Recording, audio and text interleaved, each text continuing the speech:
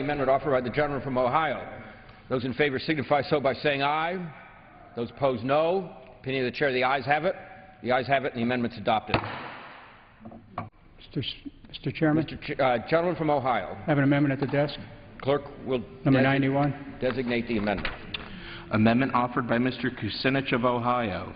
Page 9, line 6, after the dollar amount, insert reduced by $7,800,000.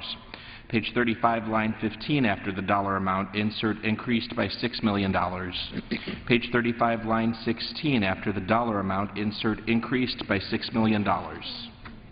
Gentleman's recognized for 5 minutes. I want to thank the chairman. I also want to let the chairman of the full committee and the ranking member know that I appreciate their support for the Gulf War veterans in the previous amendment.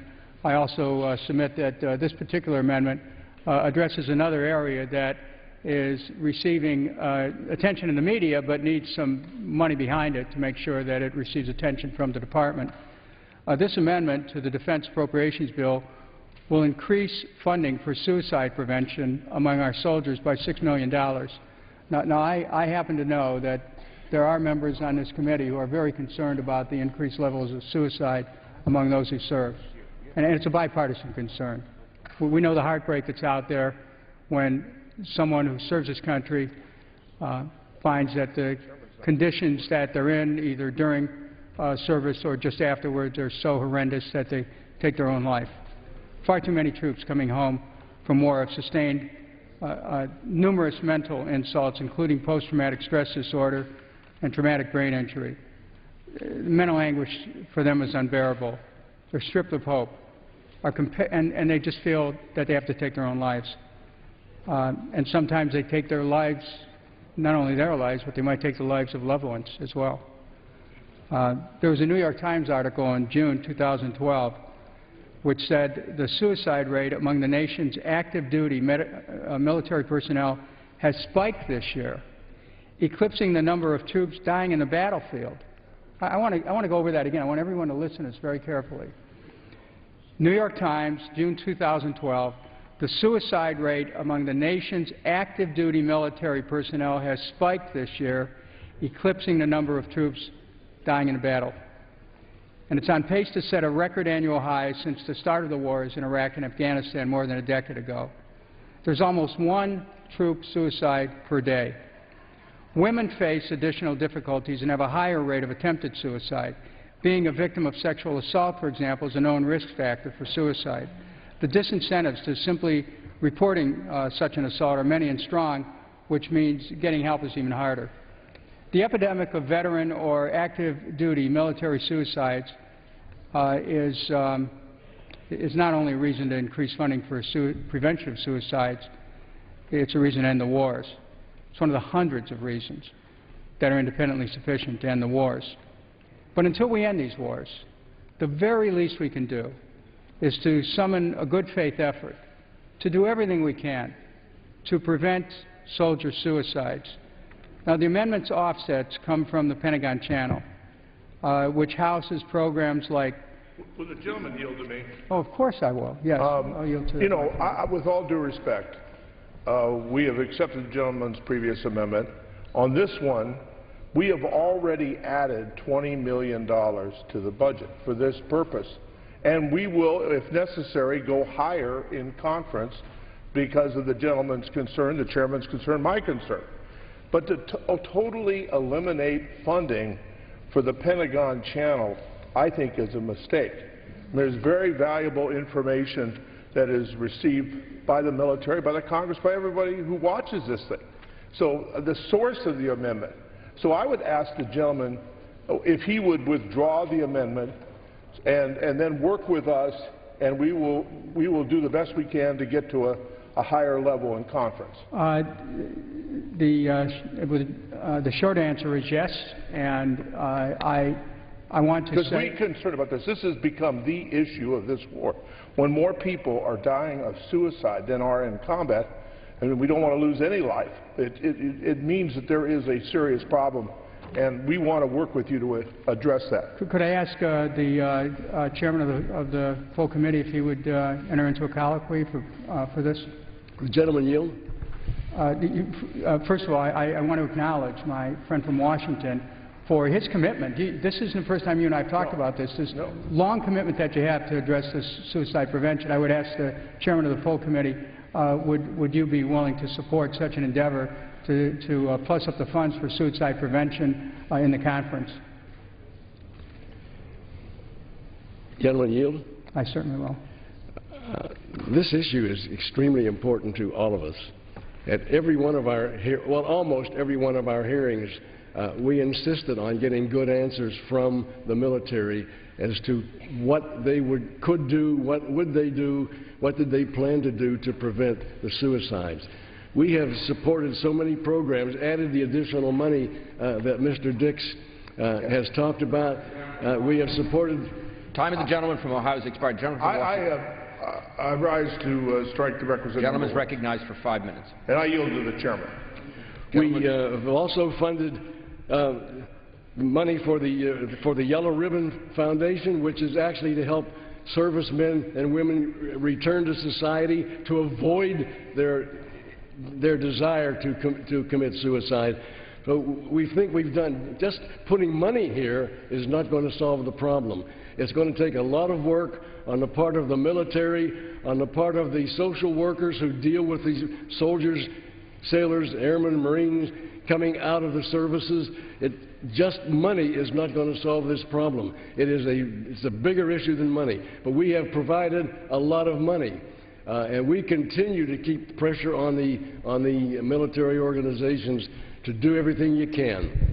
And the chairman would, taking back my time just for the moment, the point is we have also added money for traumatic brain injury, for post-traumatic stress disorder. I mean, our subcommittee has been at the forefront of providing the additional resources beyond the administration's request for a number of years, since this has become a major issue. But I would just ask the gentleman to try to work with us on this one because of the source issue, and we'll work together and do the best we can. Will the gentleman yield? Yeah, I yield.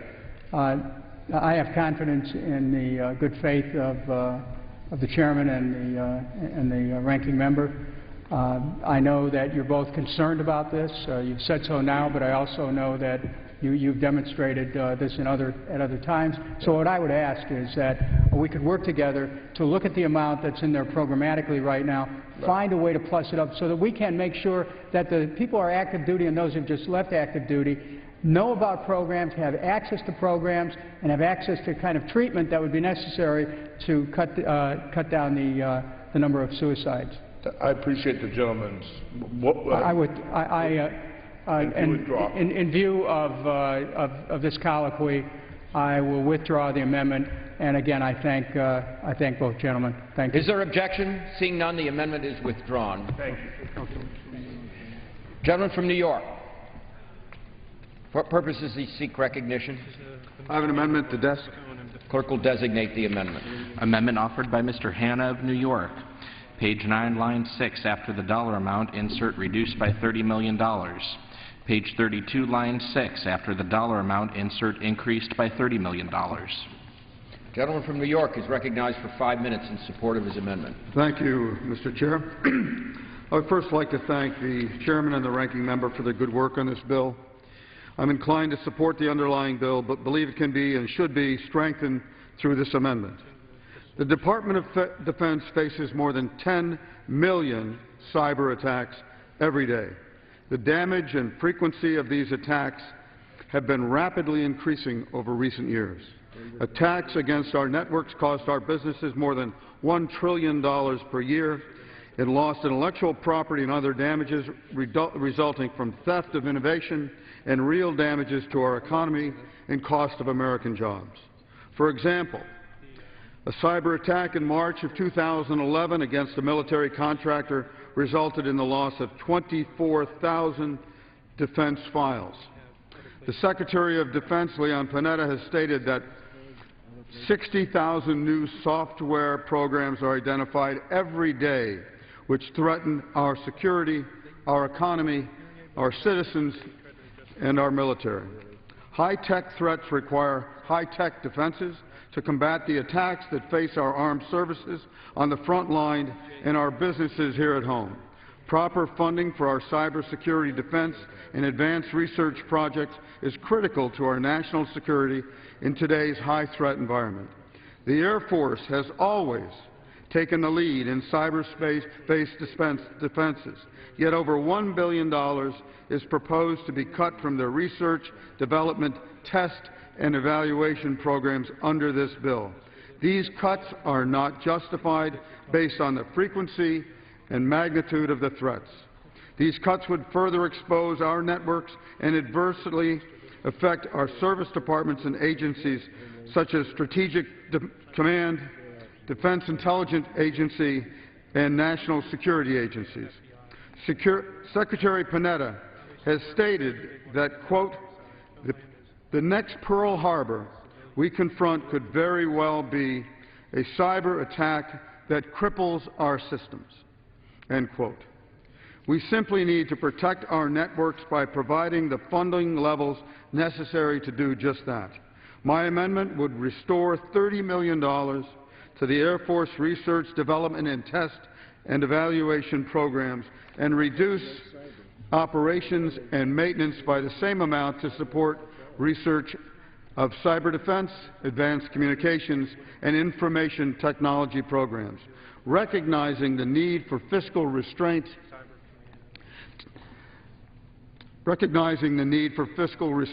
if adopted, my amendment would still fund research, development, test, and evaluation accounts by $1.6 billion, or 6% below this year's level. And overall maintenance would still receive $12.1 billion above the enacted level. Now is simply not the time to cut back on high-tech research and development without justification. I urge my colleagues to support this amendment to refund and restore funding for these programs, which are vital to our 21st century defenses. Thank you. I reserve the balance of my time. The gentleman cannot reserve his time. Does the gentleman yield back? I yield back. The gentleman yields back. Who seeks time? Gentleman from Florida. Mr. Chairman, I reluctantly have to oppose this amendment for much of the same arguments that I used earlier by taking the money out of the O&M defense-wide accounts, which is where we provide for our readiness. And we just cannot continue to take money out of this fund, use it as a slush fund. Readiness, we have got to maintain. We can't take a chance on not being ready in the event a situation develops. Now, on the issue of cyber, there's no doubt that this is a growing threat. It's even a larger threat than most people realize today. And the members of this committee understand that threat because we've spent a lot of time dealing with cyber. But there are other places in this bill where the gentleman could offer his amendment that would, I think, apply better. But if we're dealing with a non-military cyber program, it should be done through the Homeland Security bill, and they do have money in that bill. If it has to do with the FBI's law enforcement work on cyber, it should be in the Commerce State Justice bill, where there is money there for that. I'm afraid this gets a little close to being an earmark that is not an earmark. For example, there are those in the media suggesting that members are increasing program amounts just so that that program would favor something in their own district. This gets very close because of a particular laboratory in Mr. Hanna's district.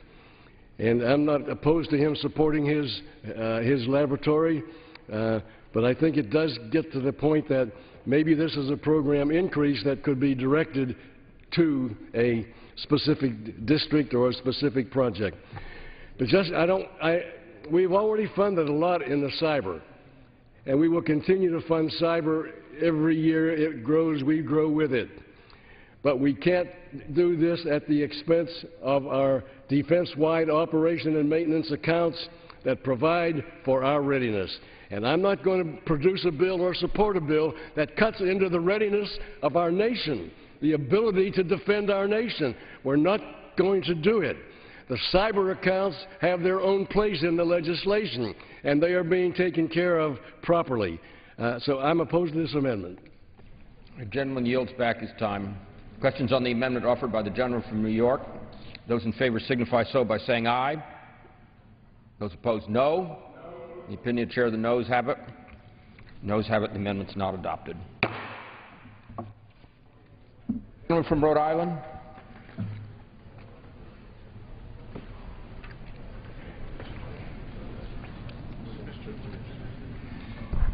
Mr. Chairman, I have an amendment at the desk. The clerk will designate the amendment. Amendment number 6, printed in the congressional record, offered by Mr. Langevin of Rhode Island. Gentleman is recognized for 5 minutes in support of his amendment. Thank you, Mr. Chairman. My amendment proposes to add $15 million to the RDT&E in the Defense Health Program for the purpose of augmenting the spinal cord injury research program within the congressionally directed medical research program. Spinal cord injuries are a serious combat-related condition affecting many of our servicemen and women. In response, Congress established the Spinal Cord Injury Research Program in 2009 to support research into regenerating and repairing damaged spinal cords and improving rehabilitative therapies. Now, more than 30 years ago, when I was first injured with a spinal cord injury, I was told that I'd never walk again and that you just can't repair the spinal cord. Well, now, some 30 years later, we know that that is not accurate, and in fact, it's no longer a question of if we can repair spinal cords, but when. And this offers great hope to our men and women in uniform who have been the victims of a spinal cord injury in combat. In fact, recent research promises to make the repair of spinal cord injuries a reachable goal in the very near future. In one study released earlier this year, in fact, rats with severe spinal injuries were able, following a groundbreaking new treatment, to walk, run, even climb stairs. Scientists in charge of the trial said a similar approach could be used on human patients with spinal injuries, with a clinical trial possible within 1 or 2 years. So this and other research provides real hope to our military service members and veterans who have suffered severe nervous system damage while defending our freedom, as well as the 1.275 million Americans estimated to be paralyzed as a result of a spinal cord injury. But without sufficient funding, these therapies will not be able to undergo further development or clinical trials. The research is real and shows incredible promise. There is a genuine and exciting possibility that we can soon repair these debilitating injuries that affect so many. I believe that we must make sure that momentum is not lost and that the benefit of decades of research into spinal cord injury are realized. With that, Mr. Chairman, I just want to thank my good friends, Chairman Young and Ranking Member Dix, and the committee staff for working very closely with me on crafting this amendment. And with that, I yield back the balance of my time. Gentleman yields back his time. Who seeks time? Gentleman from Washington. I rise in strong support of this amendment. I commend my friend from Rhode Island for his efforts in this regard, and I just hope that this research will be successful. And I know with his leadership it will be. I yield back. Gentleman yields back. Questions on the amendment offered by the gentleman from Rhode Island. Gentleman from Florida. Mr. Chairman, the gentleman, the sponsor of the amendment, has discussed this with us at length for quite some time. This is an immediate problem and a growing problem, and one that we have to face up to. We do not oppose this amendment. We agree with the amendment. Gentleman yields back his time. The questions on the amendment offered by the gentleman from Rhode Island. Those in favor signify so by saying aye. Those opposed, no. The opinion of the chair, the ayes have it. The ayes have it. The amendment's adopted. Gentleman from Texas. Thank you, Mr. Chairman. Mr. Chairman, I have an amendment at the desk. Clerk will designate the amendment. Amendment offered by Mr. Sessions of Texas. Page 9, line 6. After the dollar amount, insert reduced by $10 million. Page 35, line 15. After the dollar amount, insert increased by $10 million. Page 35, line 23, after the dollar amount, insert increased by $10 million. Gentleman from Texas is recognized for 5 minutes in support of his amendment. Thank you, Mr. Chairman. Mr. Chairman, first I'd like to recognize both the gentlemen that are here on behalf of the committee today, gentleman Mr. Dixon, gentleman Mr. Young, for their outstanding service, not only to our country but to this Congress on behalf of making sure we have freedom, that the men and women who protect this country are properly taken care of. And I express my gratitude to both of them. Also, today I want to thank Hal Rogers and certainly the gentleman from New Jersey who is sitting in for the committee today, and I want to thank him also. Mr. Chairman, today I stand up in support of the dedication and hard work this Congress has done for work on something known as TBI, traumatic brain injury, and post-traumatic stress disorder, PTSD. This Congress, as you may know, Mr. Chairman, has continued its increasing funding for TBI and PISD overall, and by this bill, by $125 million. On May 18, 2012, during the National Defense Authorization Act debate, the House unanimously adopted my amendment to create a pilot program administered by the Department of Defense that would strengthen treatment for our troops coming home with TBI and PTSD. Today, Congress has the opportunity to appropriate funds for this program. My amendment, offered with my dear friend from California, the gentleman Mike Thompson, specifically moves $10 million from more than $31 billion in the Operation and Maintenance Defense-wide budget to increase the Defense Health Program by $10 million. This money will directly assist these soldiers who have TBI-related injuries by allowing them to be reimbursed for attending private sector facilities that perform leading-edge treatments. 1 in 4 of recent combat veterans treated by the Veterans Health Administration from 2004 to 2009 had a diagnosis of PTSD, and about 7% had been diagnosed with TBI.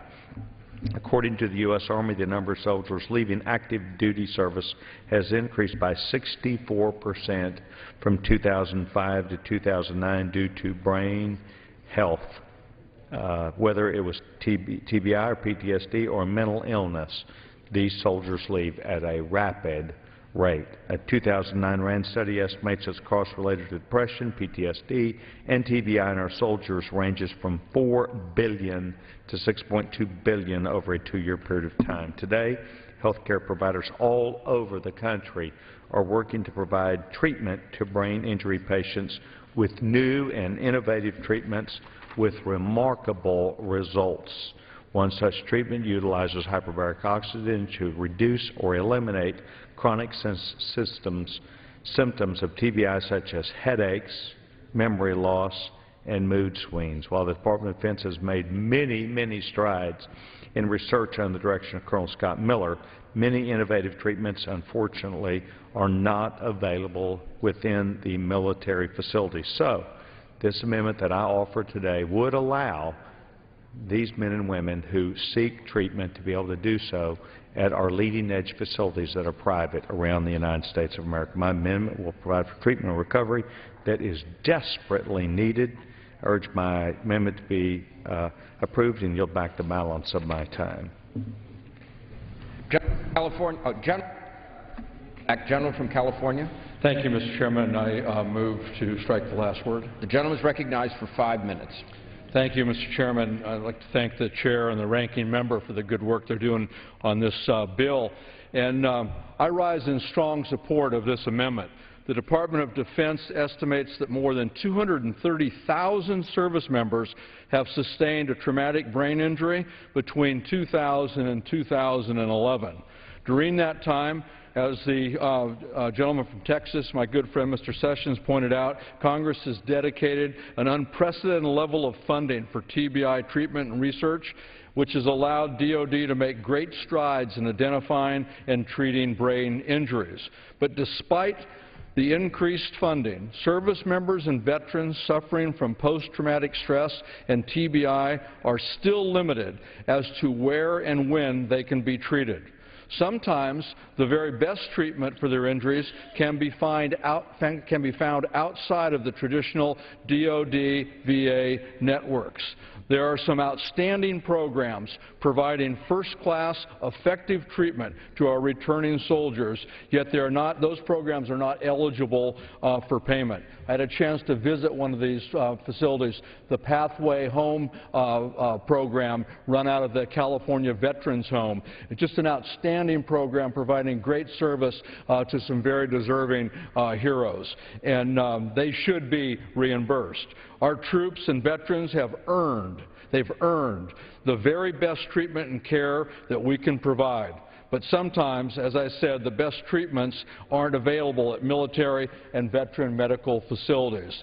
The Sessions-Thompson Amendment will make sure that our heroes who return from combat with TBI or PTS have access to the highest quality care our nation has to offer. We have a responsibility to help those who have sacrificed so much in defense of our great nation. I urge my colleagues to support this amendment, and I yield back the balance. Gentleman yields back his time. The gentleman from New Jersey. Mr. Chairman, I move to strike the last word. Gentleman's recognized for 5 minutes. Mr. Chairman, we're pleased to accept the gentleman's amendment from Texas and California. We know of what happens to those who suffer from traumatic brain injury, post-traumatic stress syndrome. So I yield to the ranking. I just want to concur. I think this is a deserving amendment. We cannot do enough on these issues because this is going to have a lifetime effect on these people. And the more we do, as they come home, and even before they go, to find out who is susceptible, this is critically important. Will save us a lot of money. And we will accept the amendment on our side. Yield back. Gentleman yields back. The questions on the amendment is offered by the gentleman from Texas.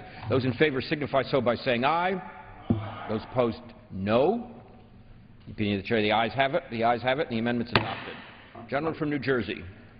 Mr. Chairman, I move to strike the last word. Gentleman's recognized for 5 minutes. Chairman, I rise to engage the ranking member of the Defense Subcommittee for the purpose of a colloquy. Mr. Ranking Member, I recently wrote a letter to the Secretary of Defense to ask for his assistance in documenting the annual cost to the military of treating service members and veterans who are living with hydrocephalus. Hydrocephalus is a medical condition characterized by the abnormal accumulation of fluid within the brain.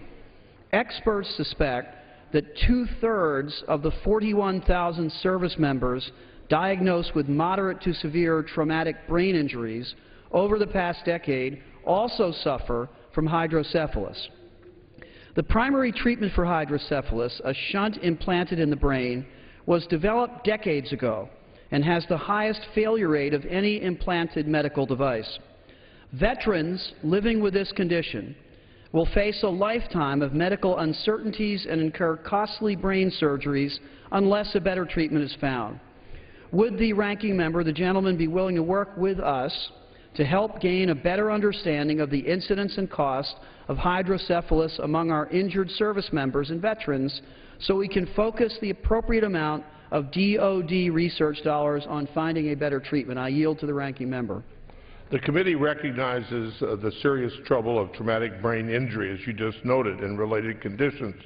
And I'm happy to work with the gentleman from New Jersey to improve understanding of this important issue as we confer with the other body and work with our majority members here who are deeply concerned as we are about this amendment. I thank the chairman. I thank the ranking member. I yield back the balance of my time. Gentleman from New Jersey yields back his time. You're welcome. Gentleman from Minnesota.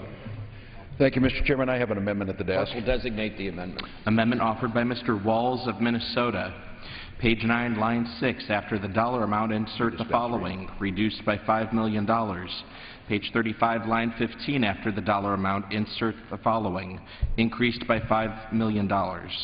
Page 35, line 23. Mr. Chairman, I ask for a dispense reading of the amendment. Without objection, so ordered. The gentleman is recognized for 5 minutes. I'd like to thank the chairman and the ranking member for the great work they're doing on this. I'd also like to thank them for their commitment not just to the defense of this nation, but to the care of those warriors who so dearly pay for that defense. What this amendment does is it increases the appropriation in the sensory injury defense research program programmatic request from $5 million to $10 million for core vision and eye research. Important research will be paid for by redirecting funds from operations and management budgets. You've heard it on the last several speakers talking about traumatic brain injury, the issues that come from that. One of the core indicators and one of the first indicators of traumatic brain injury or mild traumatic brain injury is eye injury. The brave warriors that sustain these, whether they're puncture injuries or whether they're from concussive blast injuries, start to manifest themselves in loss of vision and eye injuries. Of all of the TBIs that happen in the war zone, 70% suffer some type of vision loss. The research to deal with this has long-term benefits. It is, as I said, one of the first indicators of brain injury. We can start to get early treatment on that, and all the research seems to show that cognitive ability is affected positively the sooner we get on top of that. There are $600 million that I know tough decisions are made in this bill towards research and battlefield injuries. 15% of all those injuries are eye injuries. The $10 million number that we're requesting gives us basic, adequate numbers, a floor number, if you will, to start getting that research done. So I'm very appreciative of the tough decisions that get made in this. I would encourage my colleagues to support this amendment to beef up the eye injury research, and I would argue it's morally the right thing to do. We've been trying to work on this in a combination of VA and DOD to get that going. And with that, I yield back the remainder of my time. Gentleman yields back. Gentleman from New Jersey. Mr. Chairman, I move to strike the last Gentleman word. is recognized for 5 minutes. We're pleased to accept the gentleman from Minnesota's amendment, and we salute him for his advocacy. And I could tell you from a personal visit from a soldier who lost his sight, Tim Fallon from Long Valley, New Jersey, who came into my office to advocate that these are dollars well spent. We need to spend more these types of investments because too many soldiers are coming home with I think, things that could be potentially benefited from through this type of investment in terms of having the potential for that. I'd be happy to yield. Well, I concur with the chairman and want to say to the gentleman from Minnesota, we appreciate his service to the country. You know a lot more about this than some of us who were not in the service, and we appreciate your leadership on this issue. Yield back. Gentleman yields back to questions on the amendment offered by the gentleman from Minnesota. Those in favor signify so by saying aye. Those opposed, no. Opinion of the chair, the ayes have it. Ayes have it. The amendment's adopted.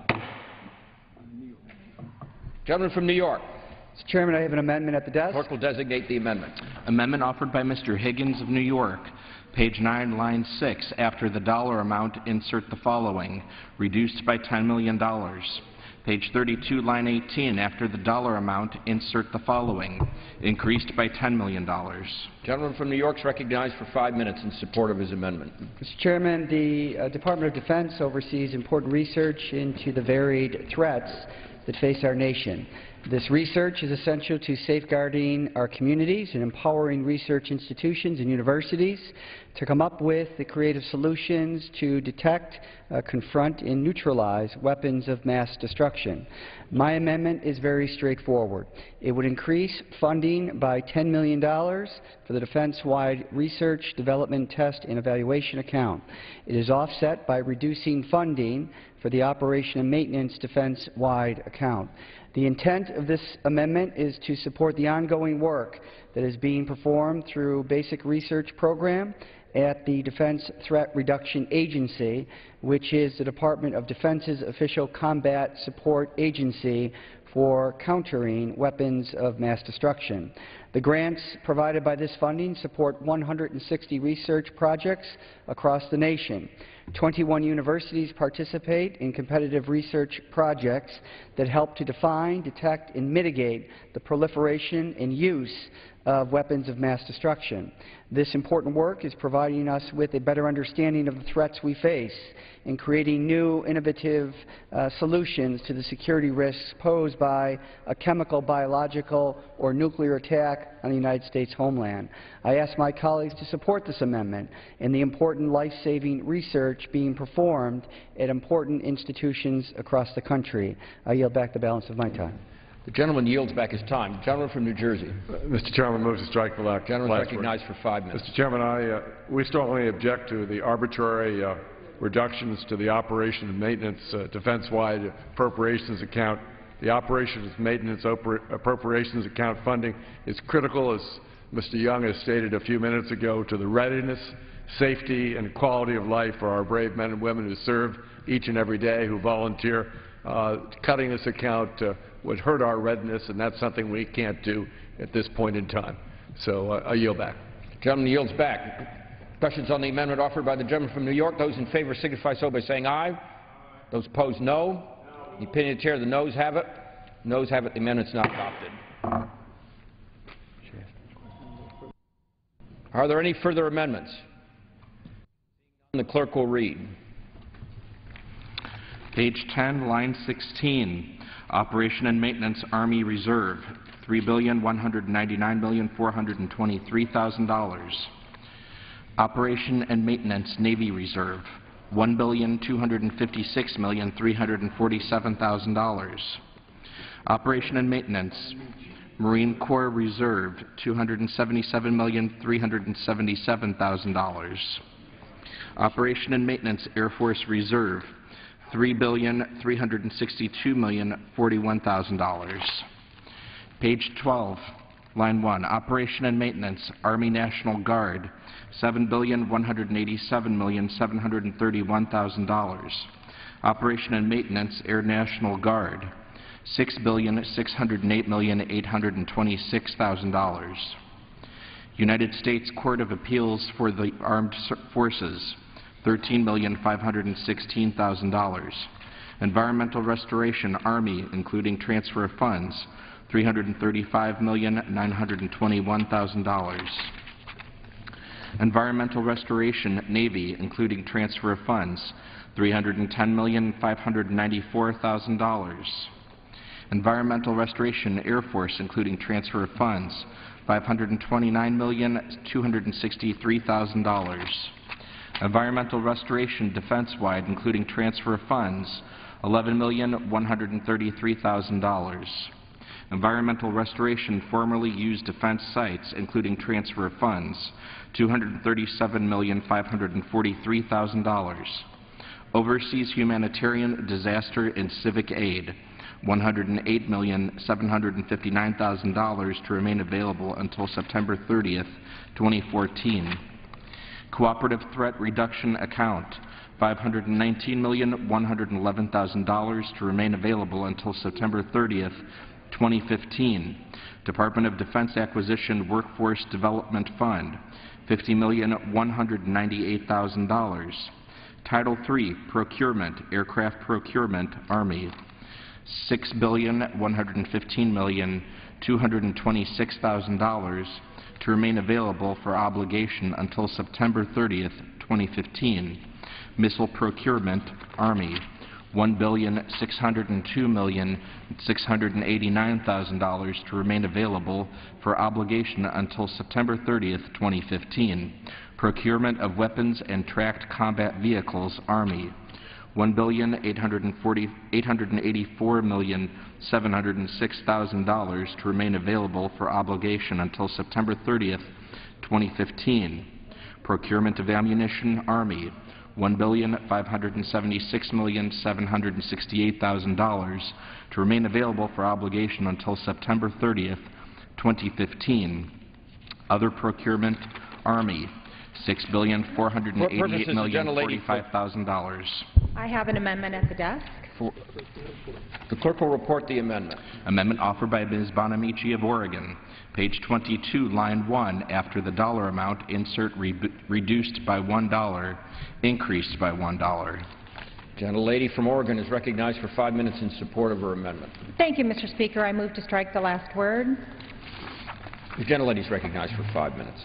Thank you, Mr. Speaker. I rise today in support of the common sense amendment I am offering for Ms. Burkle and myself to help state National Guard units across the country better perform their missions.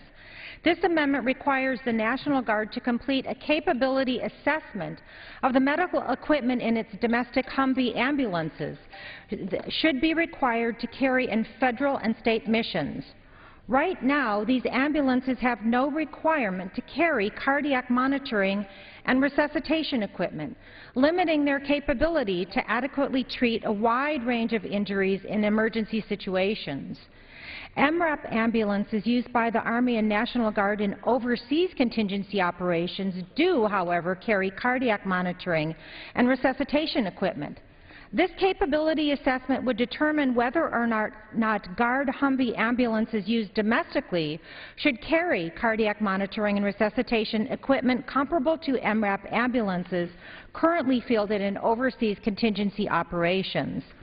The National Guard's mission includes responding to terrorist attacks, homeland security emergencies, natural disasters, and providing defense support to civilian authorities.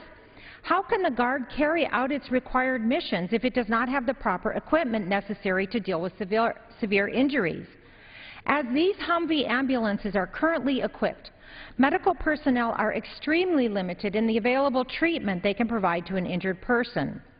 Essentially, an ambulance in this configuration can only provide very basic care and simple transportation of a patient from one place to another. For example, I understand that medical personnel would be unable to treat a patient experiencing a cardiac arrest. This is a serious problem. State National Guard units across the country want this equipment and have indicated that it could make a difference between life and death in emergency situations. The adjutant generals in 8 different states, including Washington, Montana, North Dakota, Hawaii, New York, Arizona, and my home state of Oregon, have submitted resolutions for emergency procurement of cardiac monitoring equipment to be used by their individual State Guard units. But because the National Guard Bureau does not view this equipment as required, it has backed out of a plan to purchase it despite the support of multiple states. This amendment will require the National Guard Bureau to re-examine whether or not cardiac monitoring and resuscitation equipment is required and necessary for the Guard to fulfill its homeland security, terrorist attack, natural disaster response, and defense support to civil authorities' responsibilities. Should the capability assessment find that the equipment is necessary under this amendment, the Army may use funds from this section to retrofit and install the equipment in domestic Humvee ambulances currently in use by the National Guard. This is a common-sense issue. The Guardsmen and women operating ambulances should be provided the best capability available to save lives across this country in the event of an emergency. I urge my colleagues' support of this bipartisan amendment, and I yield back my time. The lady yields back her time. Gentleman from New Jersey. Move to strike the last word, Gentleman's recognized for 5 minutes. We want to thank the gentlewoman for bringing this issue to our attention, and we have no objection to it. I guess we would accept it. I think its assessment would be valuable to be made. Will the gentleman yield? I'd be happy to. I want to commend the gentlewoman for her amendment. I think it's well thought out, and I hope it has the desired effect. And I congratulate her on offering it. Thank you very much. Yield back. Thank Gentleman you. yields back to questions on the amendment offered by the gentlelady from Oregon. All those in favor signify so by saying aye. Those opposed, no. Opinion of the chair, the ayes have it. The ayes have it, and the amendment is adopted. The clerk will read. Page 22, line 3, aircraft procurement, Navy, $17,518,324,000 to remain available for obligation until September 30th, 2015. Weapons procurement, Navy, $3,072,112,000 to remain available for obligation until September 30th, 2015. Procurement of ammunition, Navy and Marine Corps, $677,243,000 to remain available for obligation until September 30th, 2015. Shipbuilding and conversion, Navy, for outfitting post-delivery conversions and first destination transportation, $284,859,000. Clerk will suspend. For what purpose does the gentleman from Illinois seek recognition? I have an amendment at the desk, Mr. Clerk will Speaker. designate the amendment. Amendment offered by Mr. Quigley of Illinois, page 24, line 14. After the dollar amount, insert reduced by $988 million. Page 25, line 1. After the dollar amount, insert reduced by $988 million. Page 153, line 15. After the dollar amount, insert increased by $988 million. Gentleman from Illinois is recognized for 5 minutes in support of his amendment. Thank you, Mr. Speaker. I join my colleague from Illinois to offer a bipartisan common-sense amendment to the Department of Defense Appropriations Bill. Our amendment cuts $988 million from the bill, which the committee added, but the Navy did not request, for a 10th DDG-51 destroyer. It also puts the savings towards deficit reduction. But let's back up for a minute and explain how we got here. As part of the Department of Defense new strategy, they are realigning force structure by reducing ground forces and making new investments in more agile air and sea forces. Toward this end, the Navy has entered into a multi-year procurement, or PYP, arrangement to purchase 9 DDG-51 destroyers over the next 5 years. In order to fulfill 1 year of this MYP arrangement, the Navy requested just over $3 billion in the FY13 budget. Yet the committee took it upon itself to give the Navy an extra $1 billion it didn't request and likely doesn't need for a 10th destroyer. To be fair, there was talk of purchasing a 10th destroyer, but on March 29, 2012, Sean Stack, the Navy's acquisition executive, testified before a House Armed Services Subcommittee that he thought through competition he could get 10 ships for the price of 9. He notes in his testimony that the Navy has, quote, competition on this program. 2 builders building the 51s, and the competition has been healthy, end of quote. He goes on to explain how he hopes to get a 10th ship out of the multi-year arrangement, saying, quote, our top line allowed for 9 ships to be budgeted. Quote, but when we go out with this procurement, we're going to go out with a procurement that enables the procurement of 10 ships. Emphasis, if we're going to achieve the savings that we're targeting across this multi-year arrangement. Mr. Stackley ends by explaining that the Navy can use leverage and competition to get 10 ships for the price of 9, and he thinks they have a pretty good shot. But rather than letting the Navy do its job and letting the competition acquisition process work by putting the $1 billion on the table up front, the committee cut the legs out from underneath the competitive process. The addition of the extra $1 billion for another ship by the committee ends competition and negotiations and puts $1 billion on the table that we don't have to spend. Why not let the acquisition process take its course and see what happens? I don't think we need the 10th ship, and I'm not completely convinced we need the other 9 either. But even for those who do support a 10th destroyer, cutting this funding now does not preclude them from adding it later if it's needed. Unfortunately, this is one of the many examples of Congress supplanting its own parochial interests for that of the military and what's best for the country as a whole. This defense bill and all those before it are riddled with funding for weapons, bases, and projects we don't need to keep America safe. Rather, these bills include projects that support special member interests back home. We can no longer afford to allow the desire to stimulate local economies and drive our defense and foreign policy. As we emerge from a deep recession and face a deficit topping $1 trillion for the 4th straight year, we must right-size our budget. Mr. Speaker, in terms of the ability to let Mr. Dole speak, I would recognize him for 1 minute. Thank the gentleman for yielding. The gentleman from Illinois may not yield blocks of time. He may yield to the gentleman from Illinois. I shall. I thank the gentleman for yielding. We are focused on finding savings in every area of the government spending.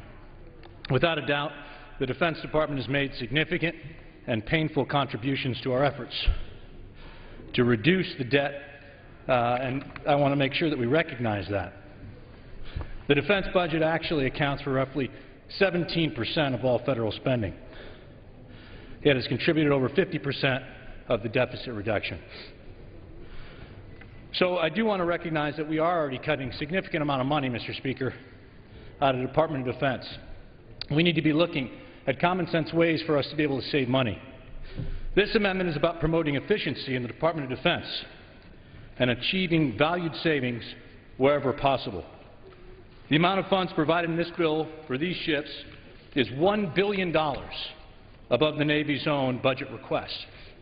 So in the spirit of seeking to achieve cost savings throughout this government, I believe it's appropriate for us to act consistent with the Navy's view of allowing the competitive bidding process to play out, which, as the Navy acquisition executive, has testified may very well allow the Navy to acquire its 10th ship at lesser amounts included in the Navy's budget request. If these bids come back and the 10th ship cannot be realized this year, I'm certainly supportive of providing additional resources next year for the 10th ship. But I do believe we should allow the Navy to operate and try to maintain at lower costs while achieving national Time of the gentleman from Illinois has expired. Time. Questions on the amendment offered by the gentleman from Florida. Mr. Chairman, I rise in opposition to the amendment. The gentleman is recognized for 5 minutes. All throughout this last year, we have heard from the administration and we have heard from the Navy that it is important to be able to have a large presence in the Pacific area. This is something that we're going to do that is new. We're going to have an increased presence in the Pacific.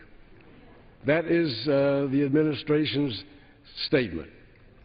During our many hearings, all of those hearings that we did on the Central Command area, on the Mideast, the Persian Gulf, the Straits of Hormuz, the threats from Iran, we were told by the military leadership who fight those wars there that they needed a larger naval presence in order to counter any threat from Iran and similar threats, and to keep open the Persian Gulf and especially the Straits of Hormuz. Today, we don't really have as much naval capability as they suggest that we need. And so the committee added this DDG-51 for this year. The Navy actually asked for advanced procurement for the DDG-51 so they could build it next year. We were able to find the funds to actually build it this year so that we can begin to prepare for the presence that the Navy, that the President have all said that we have to maintain. And so that's the DDG-51. In addition, in order to try to accomplish the coverage that the Navy said they need, we have taken 3 cruisers that would have been taken out of service. And we reconfigured those cruisers. We provided funding to reconfigure the cruisers to add to this effort, to add to the effort to have more naval presence in the Mideast and to cover the Pacific, as everyone in the military and in the White House has said we've got to have that presence. And so we have to oppose this amendment.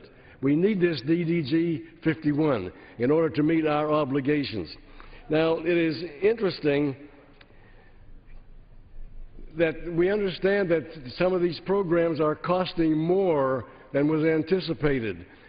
CBO just issued a report saying that the President's budget request is going to cost, in order to do the budget request, will cost $123 billion more than they estimated that it would cost. So we do have a problem with numbers and with dollars.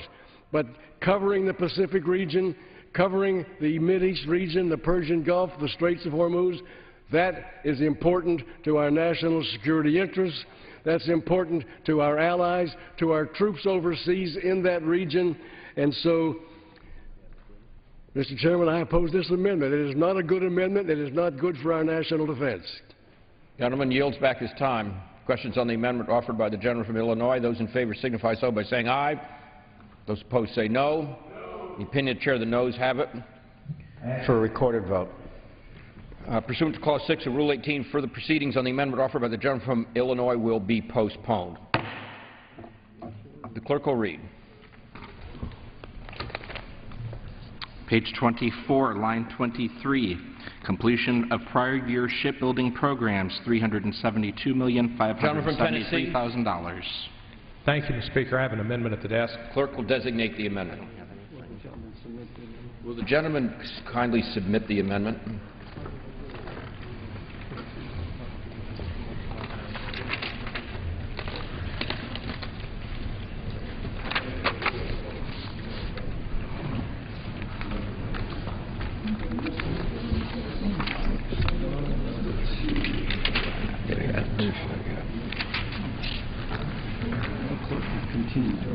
clerk will continue to read. In all, $15,236,126,000 to remain available for obligation until September 30th, 2017. Other procurement, Navy, $6,364,191,000 to remain available for obligation until September 30th, 2015. Gentleman from Tennessee. Thank you, Mr. Speaker. The amendment which I filed... Clerk, does the gentleman have an amendment? I have an amendment at the desk. Clerk will report the amendment. Amendment offered by Mr. Cohn of Tennessee, page 26, line 2. After the dollar amount, insert reduced by $506,660,000. Page 35, line 15. After the dollar amount, insert increase by $235 million. Page 35, line 23. After the dollar amount, insert increased by $235 million. The gentleman from Tennessee is recognized for 5 minutes in support of his amendment. Thank you, Mr. Speaker. This is an amendment we should be able to come together on. The administration requested $101 million for the operation and upgrading of cruiser ships used by the United States Navy. That's what the Pentagon and the administration requested, $101 million.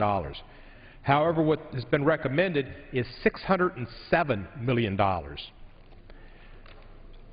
That's $607 million. That's an increase of over $500 million from what the Pentagon asked for. 5 times what the Pentagon asked for. In a time when so many of my colleagues are calling for a decrease in the spending on the federal government side, it seems that they should heed the requests of their constituents and the budget and the advice of Congress and refrain from throwing $500 million at this program that the Department of Defense is trying to phase out. Now, my amendment would allocate $235 million of that 506 excess to defense health programs. The rest would be toward deficit reduction. Americans would be better served if that $235 million didn't go to a program of buying cruiser ships that the Department of Defense doesn't want, and rather have this money go to health care research, which the Department of Defense does in the area of cancer research, breast cancer research, prostate cancer research, and other cancer research. The Department of Defense has a strong cancer research program and can always use more money to save lives.